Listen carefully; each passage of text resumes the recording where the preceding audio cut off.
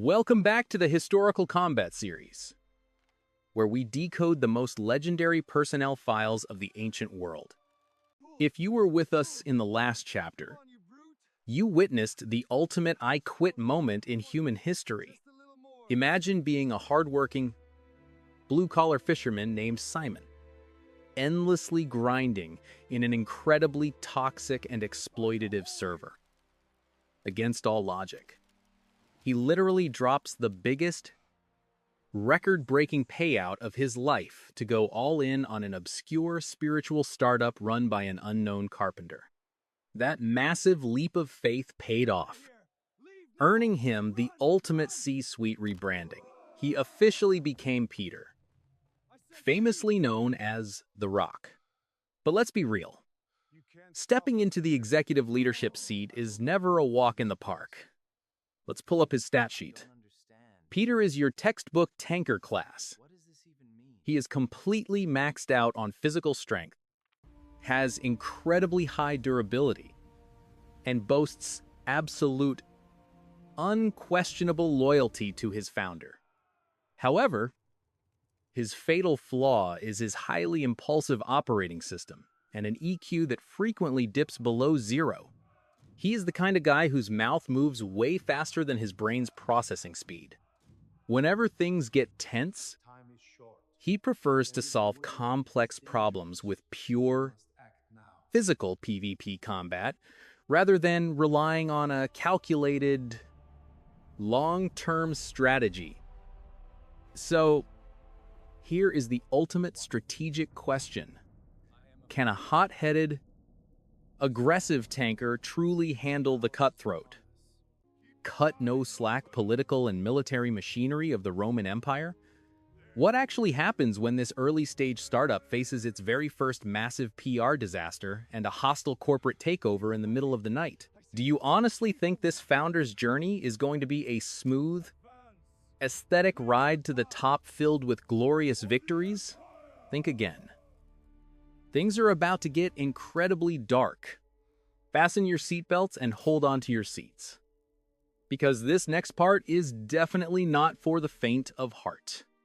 Grab your popcorn. Counting down. 3 R E. The bloodiest plot twist and Peter's ultimate self-destruct sequence officially begin right now. Chapter 1. The Gethsemane Glitch. When PvP combat fails. Let's zoom into the darkest night of this spiritual startup. Welcome to the Garden of Gethsemane. If you've ever worked at an early-stage company, you know the absolute dread of a late-night crisis. But this wasn't a server outage or a bad PR tweet. This was a literal hostile corporate takeover. The local religious elite in Jerusalem, acting as the middle management for the Roman Empire, have formed a lethal joint venture. They are moving in under the cover of darkness. Their sole KPI for the night? Arrest the ultimate founder, Jesus, and permanently liquidate this disruptive movement. When heavily armed guards step out of the shadows, the startup's internal system goes into absolute red alert.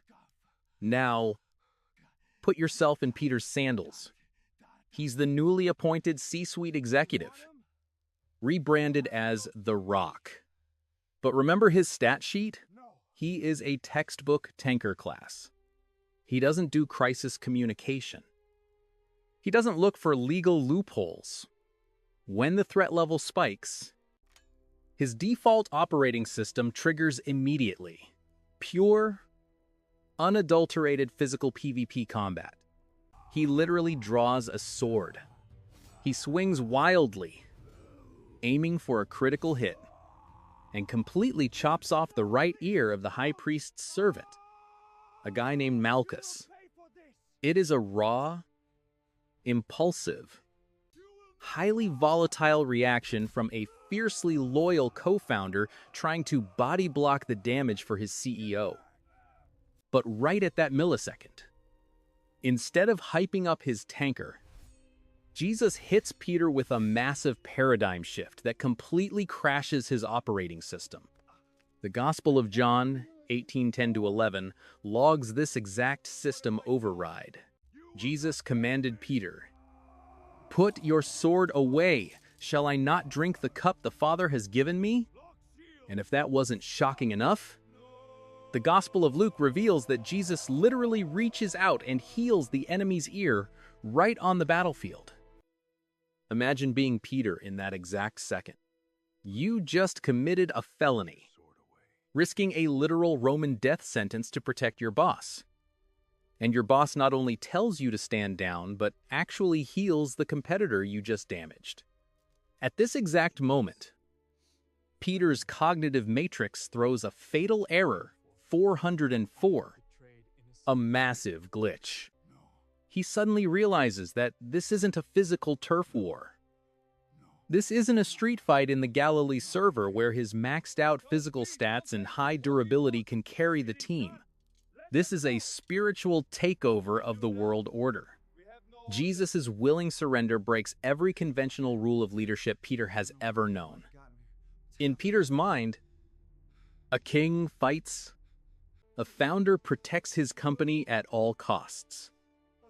The realization that the supreme founder is intentionally letting himself be arrested, willfully walking into the execution machinery of the Roman Empire, causes a total short circuit in Peter's brain. His fight or flight response is completely broken because fight was just rejected by his own leader, leaving only the terrifying void of the unknown. Peter's sword drops. The guards bind Jesus and take him away into the night. The physical combat phase has officially failed. Peter thought he was ready to die for the movement, but he was prepared for a heroic, action movie death, not a humiliating, silent surrender. This cognitive glitch in Gethsemane was devastating, leaving the tanker completely disoriented. But let me tell you, this was just the warm-up. Because what happens just a few hours later isn't just an error message. It's a complete and total system crash. You think a tanker losing a physical fight is bad? Wait until you see him lose his absolute loyalty. The ultimate self-destruct sequence is loading. And the brutal cancel culture of the first century is waiting for him right by a charcoal fire. All of that will be exposed in Chapter 2. Chapter 2. The Triple Denial. The Ultimate Self-Destruct. If you thought the cognitive glitch in Gethsemane was bad, you haven't seen anything yet.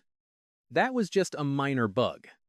What happens next is a total, irreversible system crash. Let's set the scene. The CEO is in handcuffs.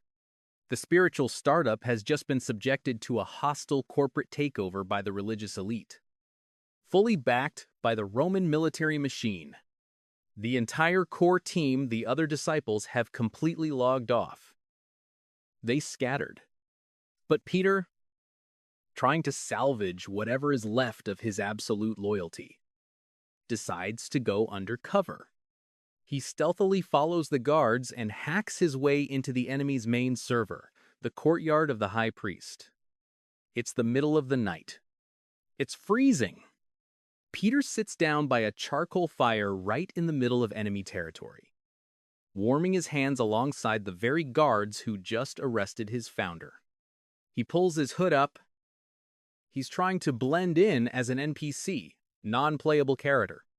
He's trying to go incognito. But here is the brutal reality of the first century Jerusalem server. You cannot hide your IP address. Suddenly, a servant girl, essentially a low-level employee in the high priest's administration, stares at him in the firelight. She points a finger and says, "You also were with Jesus of Galilee." Boom. The first warning notification pops up. Now, put yourself in Peter's sandals. Just hours ago, this was the ultimate tanker who pulled a sword on a heavily armed mob. But now, stripped of his weapon. Sitting in the heart of the ancient world's ultimate cancel culture, where getting canceled literally meant getting nailed to a wooden cross. His fight-or-flight response completely malfunctions. Flight mode takes over. I don't know what you're talking about. He stammers, quickly moving away from the fire toward the gateway. That's denial number 1. The first crack in the rock. But the algorithm is already tracking him.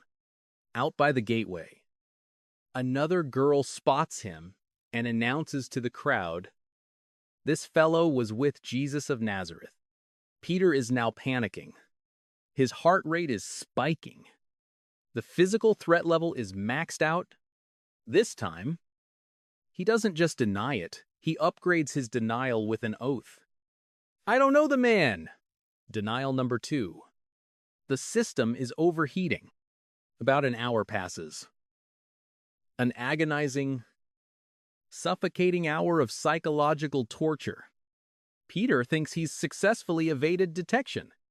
But then, the crowd closes in on him.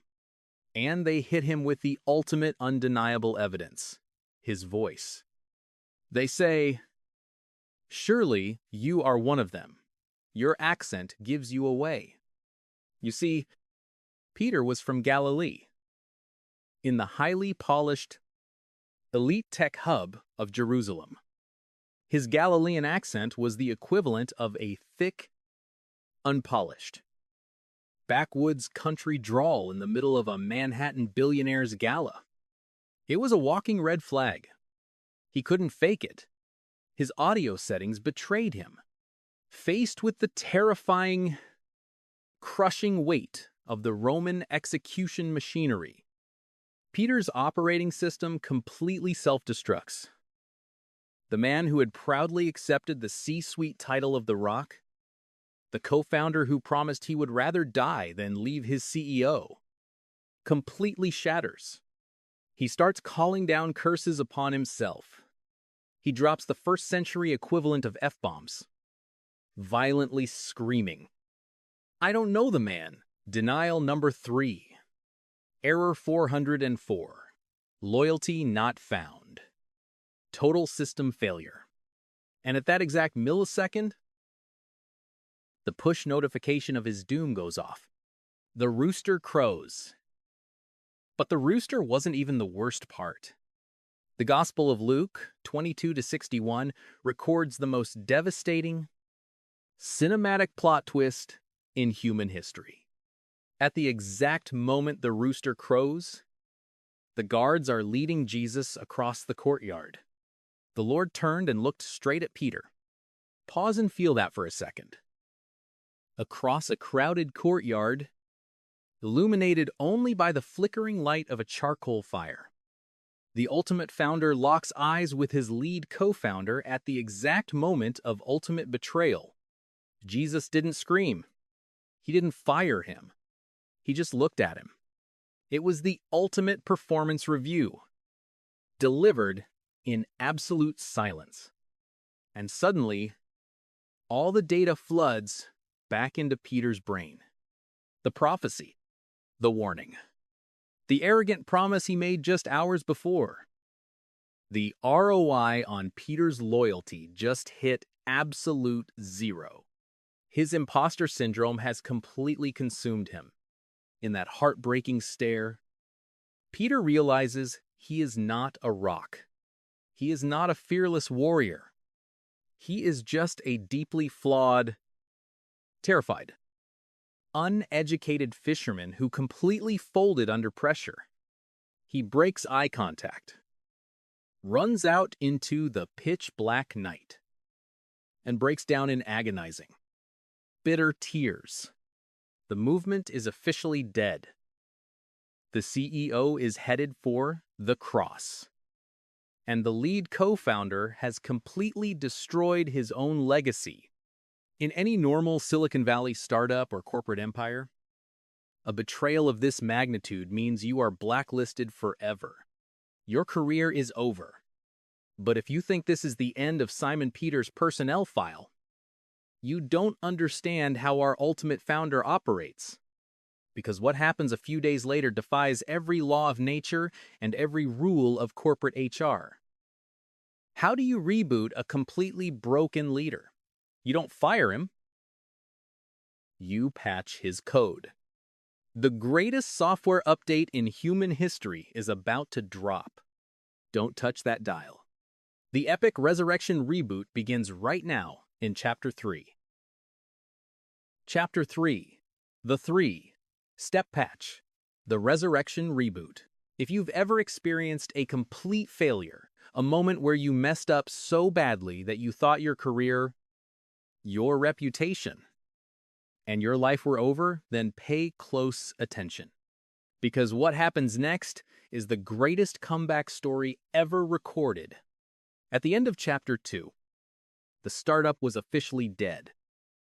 The CEO had been executed on a cross. And the lead co-founder, Peter, had completely self-destructed, drowning in a sea of guilt and imposter syndrome. But then, 3 days later, the ultimate founder executes a move that absolutely no competitor saw coming. He drops the biggest software update in human history, the resurrection. Jesus literally hacks the laws of physics, conquering the ultimate game-over screen death itself. Now, if you or I conquered death, we'd probably go on a global press tour or march straight into the Roman Senate to flex our power. But Jesus doesn't do that. Instead, he goes looking for his broken co-founder. Where is Peter? His imposter syndrome has completely consumed him. He thinks his C-suite days are permanently over. So, what does a blue-collar guy do when his ambitious startup fails? He goes back to his old 9-to-5 gig. The Gospel of John 21-3 logs this exact moment of resignation. "I'm going out to fish," Simon Peter told them. And they said, "We'll go with you." He logs back into the Galilee server. And just like his very first day, the server's RNG, random number generation, is absolutely zero. They grind all night and catch nothing. As the sun begins to rise, a figure stands on the beach. It's Jesus. He tells them to throw their nets on the right side of the boat. And boom, a massive catch. Instantly, Peter recognizes the signature move of his CEO. He doesn't even wait for the boat to dock. He literally jumps into the water and swims to shore. But when he gets to the beach, the cinematic tension hits an all-time high. Jesus is cooking breakfast over a charcoal fire. Pause right there. A charcoal fire. Do you remember the last time Peter stood by a charcoal fire? It was in the courtyard of the high priest. On the darkest night of his life, when he aggressively denied knowing Jesus 3 times. The PTSD in Peter's brain must have been ringing like a fire alarm. Peter is expecting the ultimate corporate firing. He breached his contract in the worst way possible. He expects Jesus to pull up his HR file, hand him a massive demotion, or permanently blacklist him. Instead, Jesus doesn't yell. He doesn't guilt-trip him. He initiates a 3-step system reboot to permanently patch Peter's fatal flaw. Jesus looks at him and asks a very simple question. "Simon, son of John, do you love me more than these?" John 21:15. Notice something crucial here? Jesus calls him Simon, his unpolished username, not Peter. The Rock. The system is currently in safe mode. Peter, stripped of all his previous arrogance, replies, "Yes, Lord, you know that I love you." Jesus responds with a direct executive mandate, "Feed my lambs." But Jesus doesn't stop there. He asks a second time, and then a third time. By the third time, The Gospel of John, 21:17, notes that Peter was hurt. He replies, "Lord, you know all things, you know that I love you." Why 3 times? Because a triple denial requires a triple confirmation patch to fully overwrite the corrupted code. With every yes, Lord, Jesus was canceling out one of those courtyard denials. And with every feed my sheep, Jesus wasn't just forgiving him, he was officially reinstating him as the lead pastor and CEO of the global movement. Jesus didn't fire him, he rebooted him. The bug in Peter's operating system, his hot-headed, aggressive arrogance, was finally patched with deep, humbling grace. He was no longer relying on his own maxed-out physical stats. He was relying entirely on the founder. The foundation was finally, truly rock solid. Peter's system is fully stabilized. But remember, having a great CEO is only step one. To disrupt a global, heavily armed monopoly like the Roman Empire, you need a massive, viral launch. What happens when the Holy Spirit drops the ultimate cloud-based server upgrade on the entire team? The exact same guy who was terrified of a servant girl just weeks ago is about to kick open the doors in the middle of the Jerusalem tech hub. Buckle up. Grab your popcorn. The spiritual empire is about to go viral, and the Roman radar is about to flash bright red. All of that is coming up in Chapter 4. Chapter 4. Pentecost and the Empire Launch. Going viral in Jerusalem. If you thought the ultimate 3-step reboot by the charcoal fire was the peak of this startup's journey, think again. Patching the lead founder's fatal flaws was just the internal beta test. Now, it's time for the official global launch. Let's check the map again. We are back in the capital tech hub of Jerusalem, right in the belly of the beast. This is the heavily guarded turf of the local religious elite. The middle management whose main KPI is maintaining the status quo for the corporate monopoly known as the Roman Empire. Just a few weeks ago, this very same management liquidated the ultimate founder and completely shattered the core team. The remaining core personnel are gathered in a room, essentially hiding from the authorities. They have the mandate. Their CEO is fully patched and rebooted, but they still lack the processing power to execute a global takeover. And then, it happens. The ultimate founder drops the most massive, cloud-based server upgrade in human history, the day of Pentecost. External information. Imagine an absolute surge of bandwidth, a literal server buff in the form of the Holy Spirit descending upon the core team. External information. Suddenly, their language processors are unlocked. Their courage stats are maxed out. And their fear algorithms are completely deleted. Now, pan the camera to Peter. Yes. The exact same guy who completely self-destructed and was terrified of a low-level servant girl in a dark courtyard. Watch what he does now. He doesn't hide. He kicks the doors wide open. He steps right up to the mic in broad daylight, right in the center of the Jerusalem tech hub. He stands fearlessly in front of the very elite who executed his boss, facing down the hostile algorithms of the first-century market. Peter delivers a bold, unapologetic, perfectly calculated pitch. No stuttering, no imposter syndrome, no physical swords required. He uses pure, raw conviction to hack the crowd's conscience. The result of this ultimate product launch? The startup doesn't just get a little traction, it goes absolutely viral. In a single day, 000 new users are officially onboarded into the movement, external information. They completely crash the local monopolies' control over the masses. The religious authorities are completely stunned.